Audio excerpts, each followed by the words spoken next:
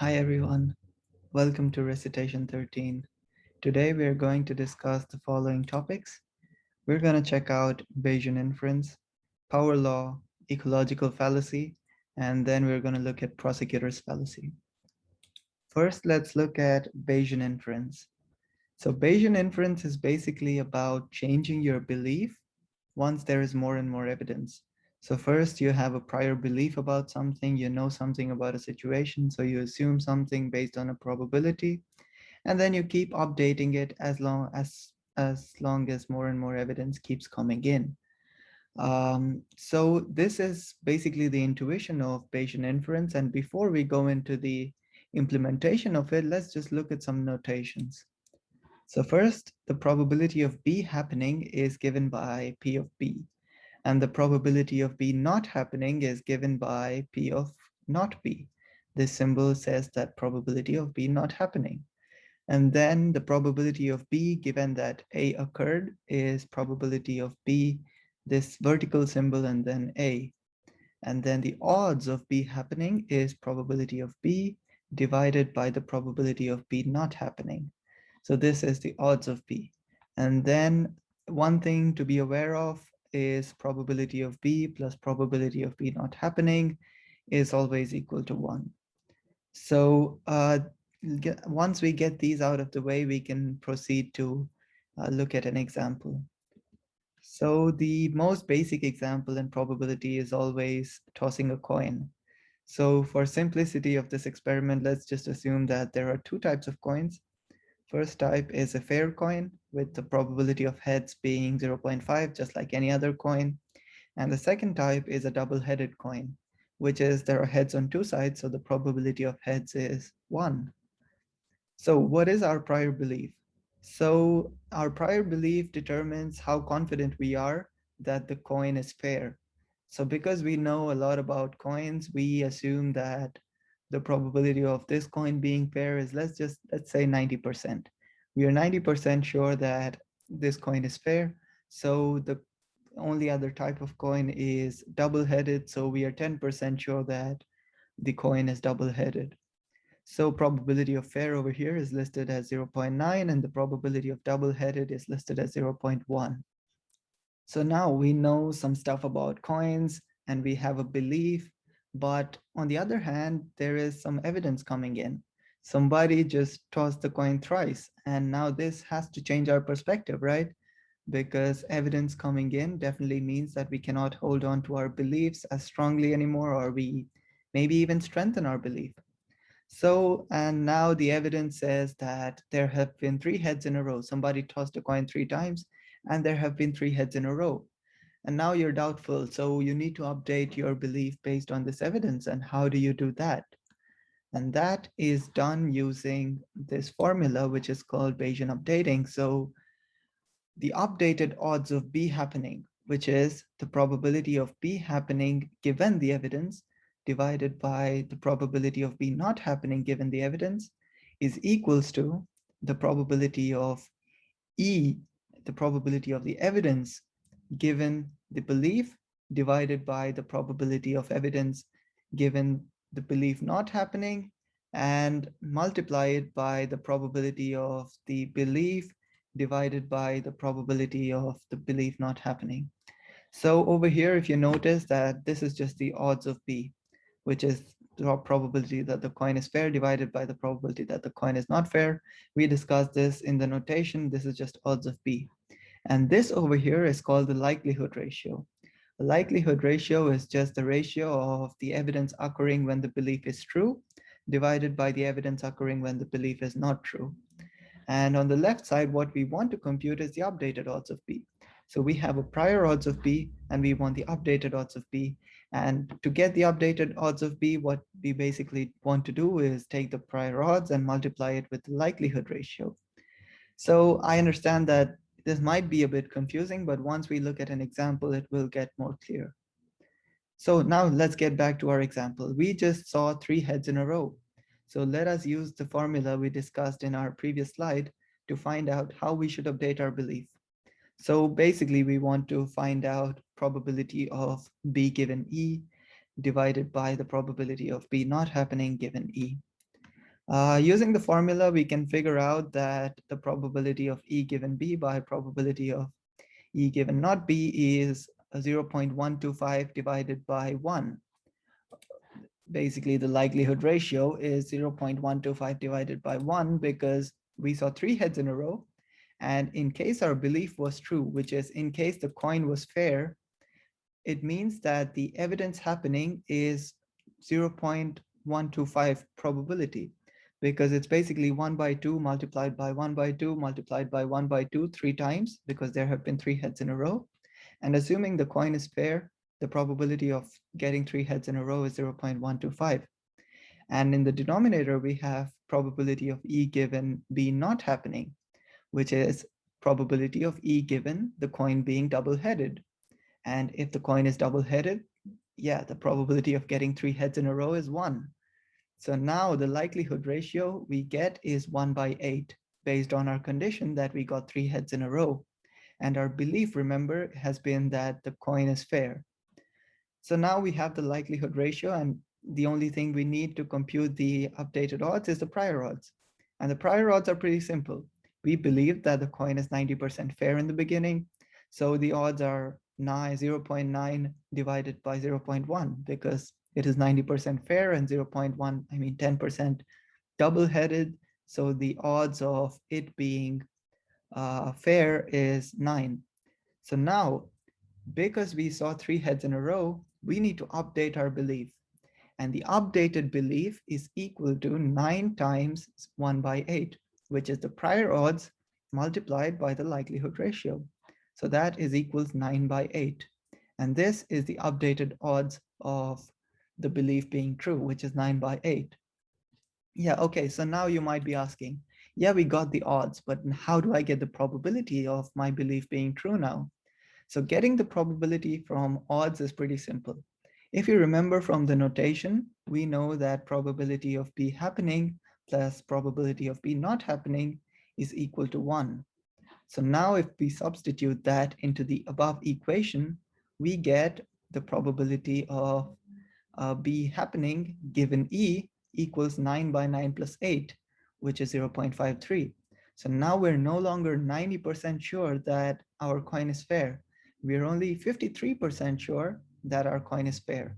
This means that after looking at 3 heads in a row, we're basically saying, oh my God, the coin is actually behaving in a strange way. I'm no longer as confident as I was before. This is basically Bayesian inference. You are updating your belief based on whatever evidence comes in. So now we know what happens when we get 3 heads in a row. But on the other hand, what happens when you see 2 heads and a tails? Because now it means that you should definitely be confident that your coin is definitely not double-headed. So let's find out if our formula gives the same result.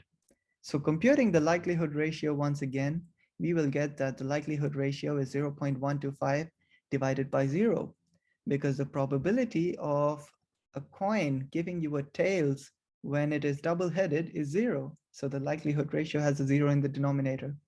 And you multiply it by 9, and it's basically 9 by 0. So this is your updated odds, because you just need to multiply the 9 that you got in the previous slide, which is your prior belief, with the likelihood ratio, which is 0.125 divided by 0. And you can basically get 9 by 0. But don't panic about the denominator being 0. We'll just leave it there for now. And once again, when we substitute P of not B given E equals P1 minus P of B given E and solve the above equation, we get that probability of B given E will now be 9 by 9, which is equals 1. Once again, probability of B given E is the probability of our belief, which is the coin being fair, given the evidence. So now we saw 2 heads and the tails, and now that our probability of the belief being true, which is the probability of our coin being fair, is equals to 1. It's no longer 0.9 like we thought before. So it means that just looking at 1 tails confirms for sure that our coin is fair, which is basically intuitively correct, because once you see a tails, you can 100% be sure that your coin is not double-headed. And that is exactly what our formula returns. And after this, I would recommend to try out one practice question. Um, Try to solve this, like how many heads in a row are required for you to be just 25% confident that your coin is fair. So what you essentially need to do is you need to try to compute the updated odds and then try to compute probability of B given E for how many number of heads in a row you want to get the probability of B given E to be less than 25%. So that is what you want to compute. So how many heads in a row are required for you to be 25% confident that your coin is fair? Anyway, moving on, we next get to power law. Power law describes a phenomenon where a small number of samples present on the extremes occupy most of the resources. This is a phenomenon that is observed in the real life in several cases. And I listed out a couple of popular examples just to get an intuition of where this can be applied. And I think that the primary place where this can be applied is the distribution of family wealth.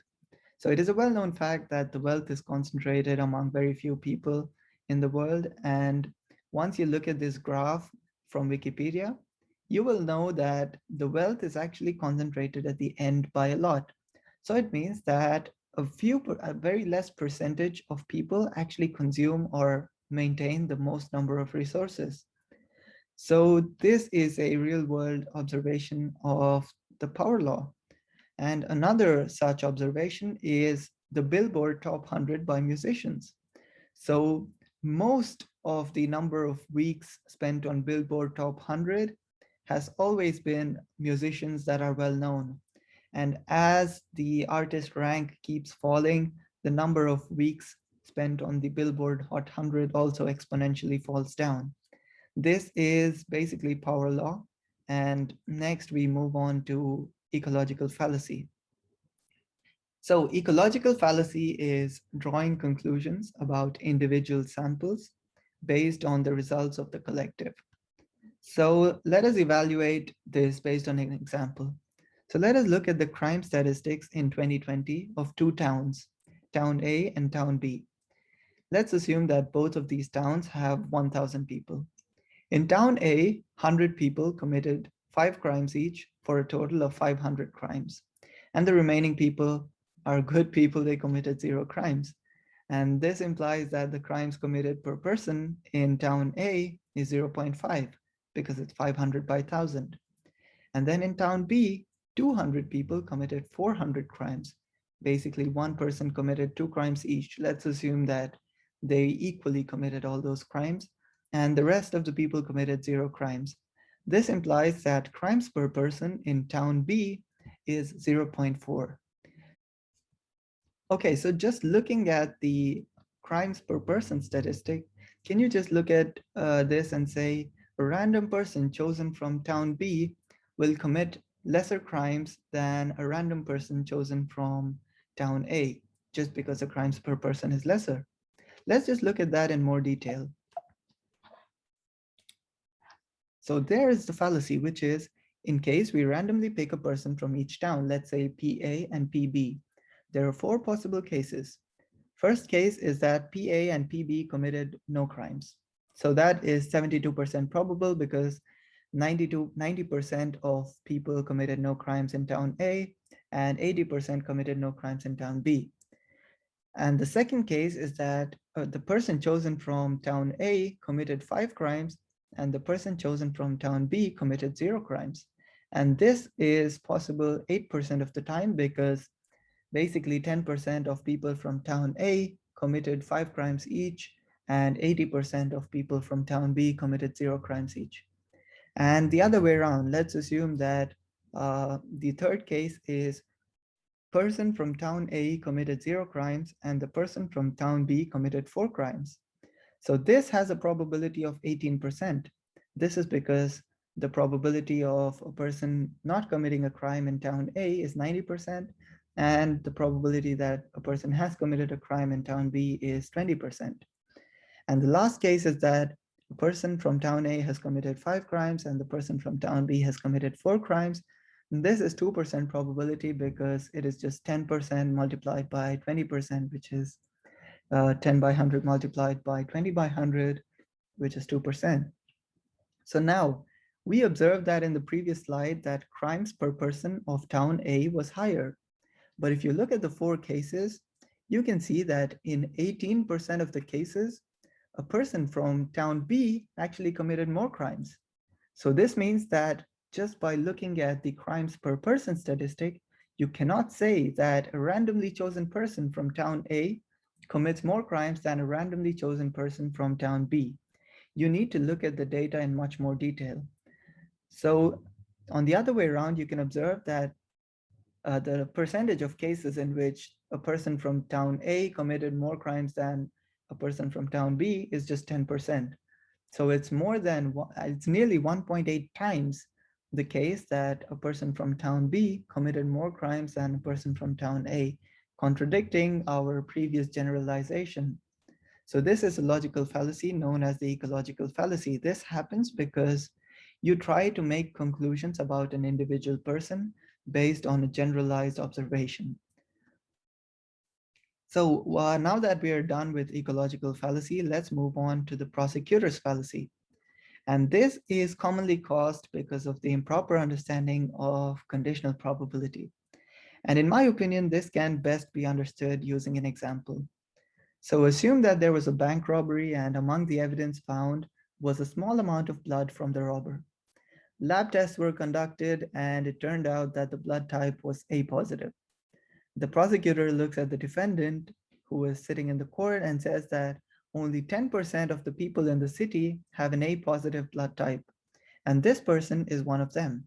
Hence, I'm 90% sure that he is the robber.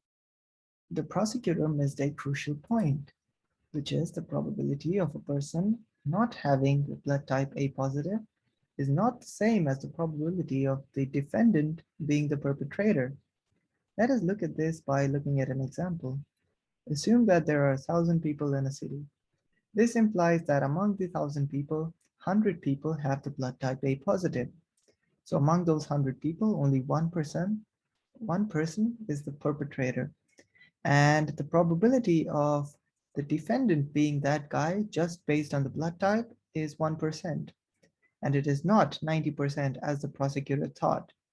This fallacy occurs because you assume that the probability of the defendant being the perpetrator is the same as the probability of the person not having a blood type of A positive. So that's it for today's recitation. Make sure you check out these references and additional resources. There are several nice examples listed out in these websites. And in case you have any other questions, you can always reach out to us. Goodbye.